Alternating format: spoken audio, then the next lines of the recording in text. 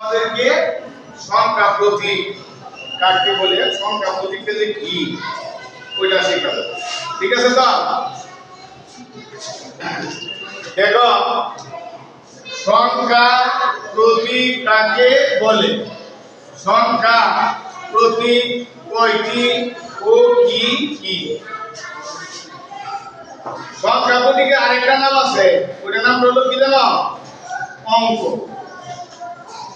উত্তরটা হলো সংখ্যা লেখা ও পড়ার জন্য যে সকল চিহ্ন ব্যবহার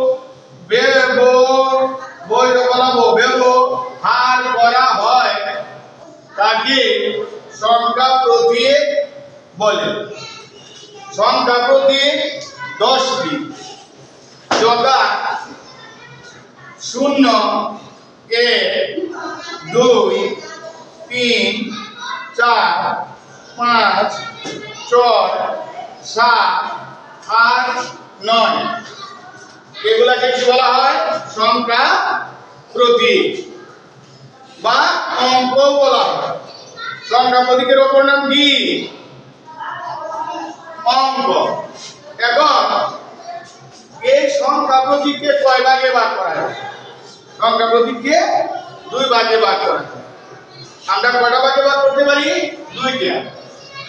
একটা ভাগ হলো কি, এই যে, আর ওইটা হলো কি, আরেকটা। এই 2টা ভাগ হলো, একটা হলো কি সহায়ক বা কি সাহায্যকারী বলা যেতে পারে, আর একটা হলো কি সার্থক। এখন সহায়ক সংখ্যা প্রতীক হলো কি? একটা সহায়ক সংখ্যা প্রতীক হলো ওইটা যেটা নিজে নিজে তার কোনো মান নাই, অন্য সংখ্যার পাশে বসে তার মান বলতে হয়।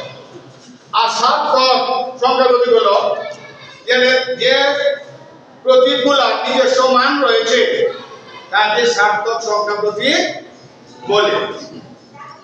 এখন আমরা বলতে পারি সংখ্যা প্রতীক হলো 2 ধরনের, একটা হলো কি সার্থক, আর একটা হলো কি সহায়ক। সার্থক কোনটি? 1 থেকে 9 পর্যন্ত 9টা, আর সহায়ক হলো কি 0। একটা মনে রাখবা, 0 যদি কোনো পূর্ণ সংখ্যা বা সংখ্যা বামে বসে তার কোনো মূল্য নেই, আর যদি ডানে বসে তার 10 গুণ হয়ে যায়। যেমন আছে কি 1 এর 10 গুণ 0 হয়ে গেল।